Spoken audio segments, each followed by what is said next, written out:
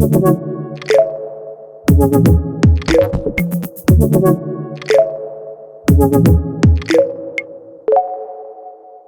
everybody, my name is Haberman. I'm the CTO and co-founder of Aspecto. And today I would like to talk with you about Redis Pub sub and specifically how to get end-to-end visibility while using it. And specifically, we will use OpenTelemetry to get it done. Maybe just a word about what it means to get end-to-end visibility. So basically, if I'm going to send or publish a message through Redis Pub sub, I need to ask myself who is the consumers, how they consume it, how they process this data. So for me, end-to-end visibility, it means that I'm able to visualize how message was published and how it was consumed by the subscribers. And this is how I'm going to do it today.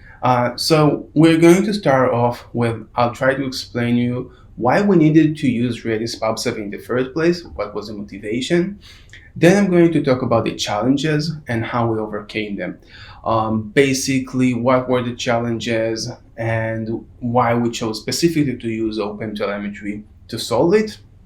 I'm going to show you some code how to integrate Redis Pub sub with OpenTelemetry. It may not be as easy as we want it to be, but it's not that difficult.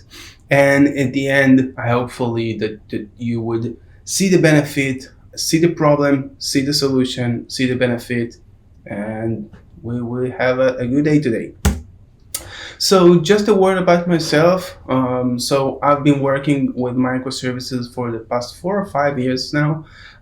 Started doing mostly it as an independent consultant, help companies to migrate from monolith to microservices, or companies who had microservices at a large scale and needed some guidance. So I did all of that, and lately I decided to leave that and start my own company, Aspecto, which is basically a tool or platform to help developers with microservices. And in general, I just love to do public speaking, so here we are. So let's get started. So to set the stage right, I want to explain what Aspecto is doing, so you will have a good understanding of our backend architecture and why we chose Redis Pub sub. So Aspecto is basically a platform that helps developers with microservices. You can kind of think of that as the Chrome dev tool for microservices. So it helps you to debug, it helps you to understand, it helps you to have visibility to microservices development. But it also has a layer that allows you to prevent and predict issues before they reach production. Issues like breaking changes, contract testing, to identify performance issues or performance bottlenecks. And all of those we do by installing an SDK in the customer's microservice or application. So we install an SDK, and this SDK is going to report back to Aspecto what happened. An event would be something like service A got an API call. Service A communicate with service B. Service B got an API call from service A. Service B is going to persist the data into a database or Redis. So basically, it's an individual event that kind of tell you the bigger story, and you need to understand the bigger story.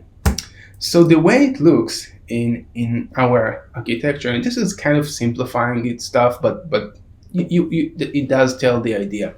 So we get individual requests, we store them in Redis, and after a minute or so, we would try and create this aggregation that it won't be individual requests, but it will be a story of how an API call or any kind of backend activity, how it worked its way through different microservices. So as I described, service A communicating with B, communicating with C, we need to understand this story.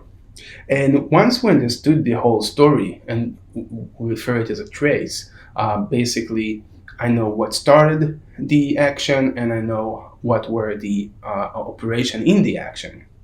Once I get this trace, there is a lot of stuff that I want to do. So once the trace is ready, I'm going to publish a message through Redis Pub sub saying the trace is now complete. So now you can start working on this trace and ask the questions, do we have a breaking change? So if we do, we need to notify the user to tell him, hey, you introduced a breaking change. Or whether we need to improve our contact testing suite. So we will be able to figure out from that trace, hey, this trace is not being covered by a contact test, please add it. Or this trace is raising some performance questions we want to make our customer know. So we are getting data, start to process it, and then we have these stages where we ask all kind of questions throughout the data pipeline. And to simplify stuff, we are communicating through a pub sub, which is eventually creating this event-based architecture. It is great, it's super reliable, it's really easy to consume, the code is very simple, it's really easy to run it locally. The problem is when you need to have a good visibility when something breaks. So now I have some issue in my production environment and I need to figure out what happened. So basically what you usually do is you just add tons of log and hopefully you have enough data in your log. And with log, you either have too much log or you have too less of log. You never hit the right spot. And it's really hard to understand what's happening in your production environment only based on log. So basically, distributed tracing allows you to have this visualization. It allows you to visualize which component communicating with which component and how they do that. So just for a reference, I have here kind of trace. This is the Aspecto system, and this is our backend. So as you can see here, we have localhost communicating with Aspecto API docs. It's a name of a microservice, open API/ends. And then number 2 is basically communicating to /user with Aspecto account. Then we're communicating with the AWS Lambda function, version API Lambda, and eventually it sends an API call to DynamoDB. And as you can see here, you can see the actual query that was ran. You can see the HTTP that invoked the Lambda. Basically, you have visualization to 3 microservices, 1 DynamoDB, communicate with one another, and you have the whole visibility to understand. So if I have here, instead of a failure, instead of 200, I have 500, I can have this as my first layer of understanding how things are operating, what didn't work as expected, and then we can figure out from that. And this is basically what OpenTelemetry offers. It offers you the ability to instrument what's happening within your application. And the way that it's doing it is doing it by basically creating kind of a unique identifier for every operation that is happening. So if service A communicates with service B, I can report from service A, hey, something happened, and I can report from service B, hey, something happened, but I want to correlate it between them. I want to say that whatever happened in service B happened because of the trigger of service A. This is where we introduce trace and span. Span basically is an operation that took a span of time, right? I sent an API call, I got the response. This is a span. So this is span number 1, this is span number 2. Under span number 2, we may have more span number 3, like writing to Redis or something like that. But I want them to have this correlation between them. This is why we have the same trace. So trace 31 is shared between service A and service B because they communicated it through the HTTP call. So we would go to the HTTP call and we would add in the headers unique identifier. So if I would go back to Aspecto and I would look at this API call, you can see here I have something called trace parent. Trace parent basically indicates to the Lambda function, which was invoked by an HTTP call. As you can see, we have all the HTTP headers here.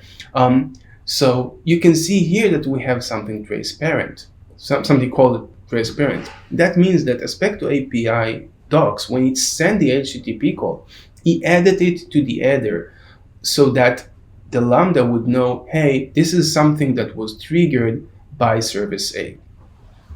This is called auto-instrumentation. Basically, because HTTP allows us to have metadata, we can rely on that in order to communicate with one another. And that way we can share the same trace ID, and with that create a whole trace with service A and service B. So auto-instrumentation works when you can do that. In other situations where you can't send metadata, you need to do it yourself. That means that you can't just go ahead and just auto-instrument it. You have to instrument it manually. So I've created here some code example to kind of show you how things looks. And we would start off with a basic pub sub, then we'll add OpenTelemetry to it, and then we'll actually sync between the two, and we will be having one trace to represent everything. So basically, service publisher, it has a Redis. It's already connected to Redis that is running, and as you can see here, we get an HTTP call, get to /pub, and we are taking the query that we got through the HTTP call and we just publish it through the best channel ever, and we just send it out. We already have a subscriber that is getting the message, already subscribed to best channel ever, and just log the message. So if I were to go to localhost and do pub with my _ data equals 1, I'm going to send it. I'm going to see that it actually works. So we can see that the subscriber got the message and it was published and everybody's happy and everything works as expected. So now I'm going to introduce OpenTelemetry. Now I'm going to basically add the first step to having OpenTelemetry. So with OpenTelemetry that we added right here, so you can see here something really cool. We have a tracer. This tracer is going to export the data to Jaeger, an open source tool that you will see in a second that allows you to visualize traces.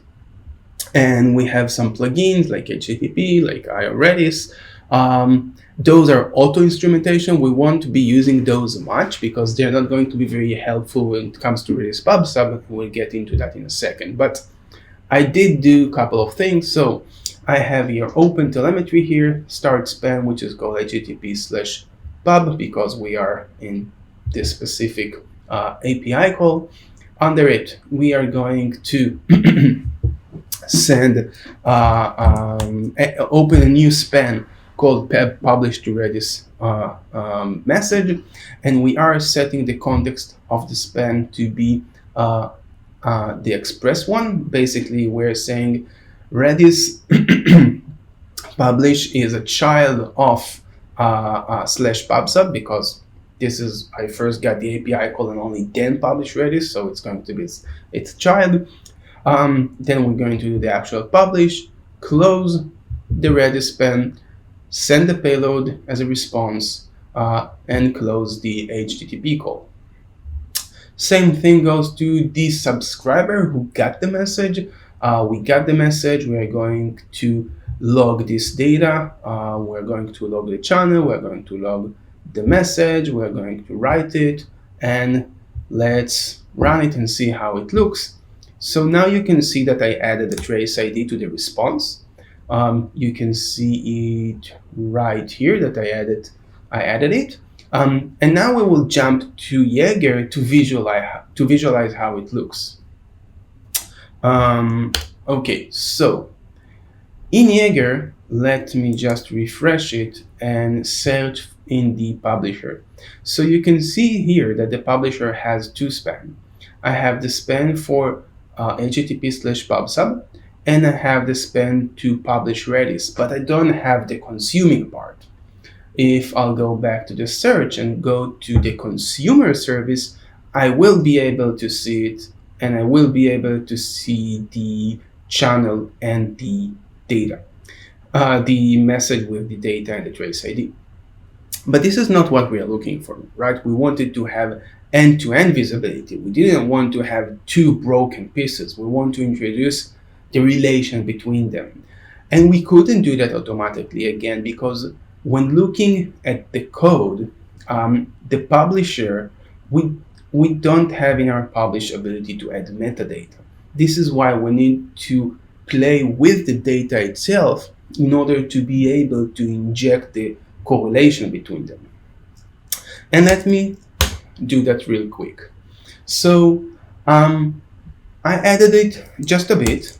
So as you can see here, I did propagation. Basically, I want to propagate the context between the request, and I am injecting to the payload the current span. Basically, I'm changing the data. I'm altering the data that is going to be sent in the PubSub message to include the context propagation, the thing that we used to have in the HTTP header, but right now within the actual data.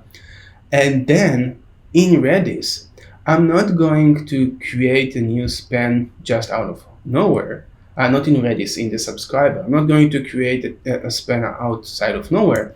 I am going to extract the propagation context and set it as the root of that span. So let me just invoke the API call once again, and I'll do my date too, so we will be able to see the difference. So you can see here that now I got the trace ID and the trace parent, as we saw in the HTTP. And now going back to the publisher, you can see that the last one, after I clicked find traces and updated it, you can see that I have two services now. I have the publisher and the consumer. So you can see here the publisher, and you can see as a child of that, you can see the consume. So basically now we got an end-to-end visibility. I saw who consumed it, I saw who published it, I saw everything, and I have the access to the raw data. The trace parent here is a side effect. We don't need this in the message from the application perspective. We only need it from observability and visibility perspective. And this is why we can't do it as an auto instrumentation. This is something that we need to do manually. Regular access to Redis, such as get, set, all of those, HTTP call, and all of databases, you don't need to do that. It's a specific case for Redis PubSub because we don't have support for metadata. It's important to say that we used OpenTelemetry. It's a CNCF project, the same project that does Kubernetes, the same foundation that does Kubernetes. You can find SDK for any language out there, not only, but most languages, most popular languages. I chose JavaScript or Node.js because that's our day-to-day programming language, but you can definitely find the one that fits your need. So I think that to try and conclude that message broker as a whole is difficult. In some cases, you could have done it automatically, right? You could have taken OpenTelemetry and it would auto-instrument your messaging solution. So if it was Kafka or, I don't know, AWS SQS or those kind of things, they already support metadata. Talking about Redis PubSub, you don't have it. It's something that you will need to implement yourself. You need to own, and you need to make sure that you're propagating this context. So it's absolutely fine to work with microservices, and it's great to use Redis PubSub. Just know that if you want to have end-to-end visibility, you need to go the extra mile and do what exactly I showed you. I really encourage you to use OpenTelemetry. A bunch of vendors are working with that, and it's going to give you all kind of options. So I really hope you learned from this talk. And if you have any question, feel free to reach out. I would very much be happy to help. Have a good day. Thank you.